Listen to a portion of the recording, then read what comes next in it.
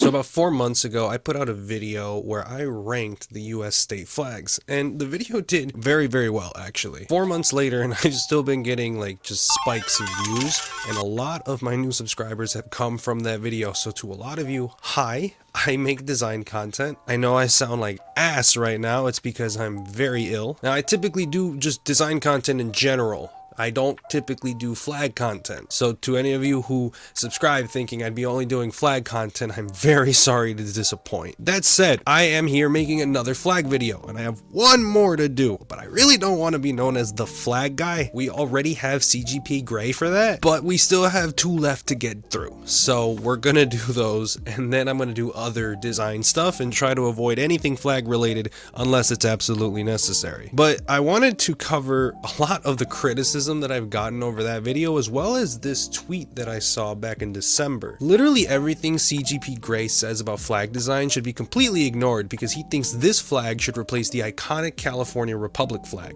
Text belongs on flags. Don't let anyone tell you otherwise. Now, this is a very nice looking flag, I will say that. That said, do I think it should replace the California flag? Absolutely fucking not, no. The California flag is iconic, and it will always be. His last statement, text belongs on flags, don't let anyone tell you otherwise, is completely fucking stupid. Don't listen to that. It's very, very rare that text properly works on flags. In most cases, it usually doesn't.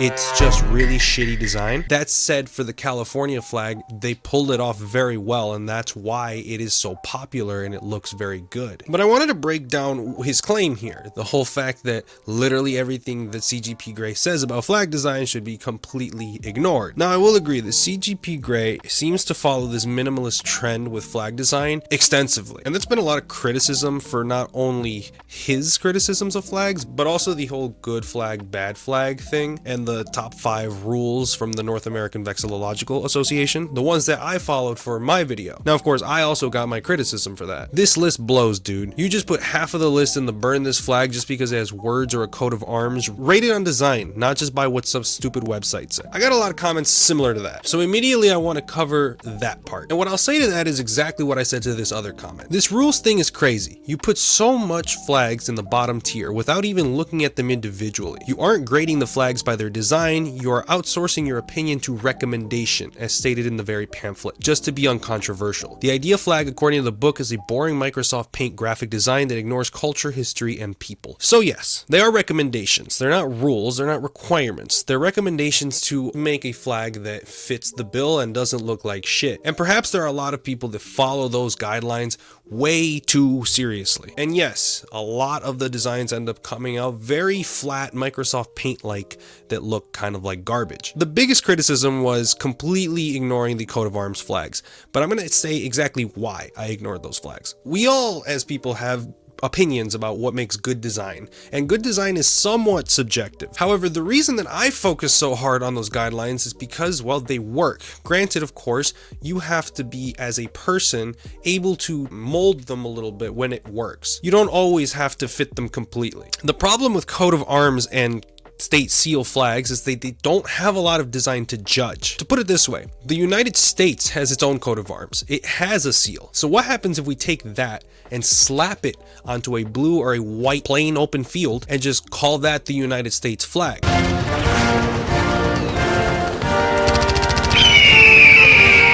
There's the problem, is that that's not a US flag. There is no flag design there. I didn't make a new design at all. If I do any sort of criticism of that design, of that flag design, I'm only criticizing the coat of arms. I'm criticizing the seal, which the whole point of the video was judging the flag design, but there was no flag to criticize. The coat of arms are one thing, and a flag is a whole other thing. It wasn't a video on the design of the seals. Flags and seals should be distinct from each other, while still communicating similar themes, if not the same themes, because they come from the same states. The reality is that those flags are lazy as a flag. As a coat of arms, they probably do very well, but as a flag, there's no thought process into them. The design just isn't there. Now, of course, you may not be a fan of simpler design flags, and that's fine. Some people prefer more maximalist design flags, and some maximalist flags look great. Don't get me wrong. It really all comes down to preference. A lot of the flags that are the most iconic usually mix a bit of the two. They're not fully maximalist, but they're not dead minimalist either. And that's where the subjective part of design comes in. But a larger group of people like simpler looking flags so that they're more approachable and easier to understand. They just work better as flags. A big thing too with design in general that determines its effectiveness, no matter what kind of design it is, whether it's a flag, a product, a website, it doesn't matter. The medium is very important. What is being designed? Where is it being designed? Where will this design be placed? In this case with a flag, if you have a 200-meter tall flagpole, it's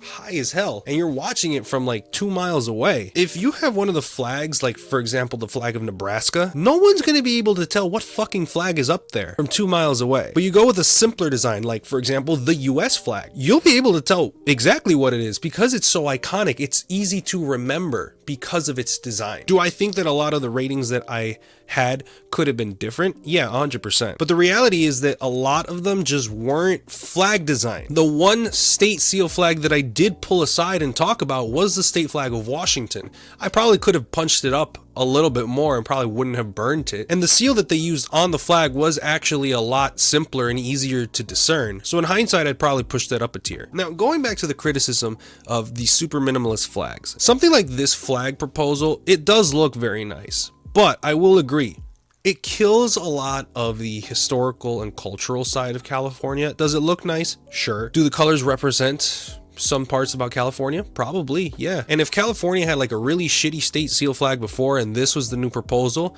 it probably wouldn't be a bad proposal. But when this is what California is already working with, it's completely unnecessary. In most cases, text on flag is absolutely ass, but it just works on occasion. Sometimes it is an effective use of flag design. And for California, it became iconic. It's not a stupidly obnoxious font. The color works with the bear because it's brown. It's not like it's black. It doesn't stand out too much. It's just fairly balanced as a flag. Some people have proposed removing the text altogether and just having the bear there, and for some people that works, for others it doesn't. I honestly, believe it or not, think it's fairly unnecessary. The text is perfectly fine. It's a mix of minimalism and maximalism. So I agree. There is probably too much of a modern push for minimalism that at this point kind of also just makes flags hard to discern and really starts to make you kind of confused as to what these flags are supposed to be communicating, what themes, what cultural aspects are they trying to show off, while at the same time super maximalist flags become way too complicated to even understand. It's two ends of the spectrum, two extremes that overdo things in their own way. In hindsight, now that I look at it a couple months later, maybe the new flag of Minnesota is a little too simple and maybe needs a little bit more detail. While then I look at a super complicated flag like the flag of Milwaukee, which I also covered 2 years ago in my city flag video. And that flag has way too much going on. And I really think Milwaukee needs to go with their new flag design, the one that's been getting proposed for a while now, because goddamn, what is this? But I honestly think that balance is very important. I think it's something that needs to be considered at all times when designing anything. Don't kill detail for the sake of fitting a couple of rules. I can agree with that. While at the same time, don't overdo things and don't overcomplicate things so that way you have a bunch of unnecessary details that just are going to make your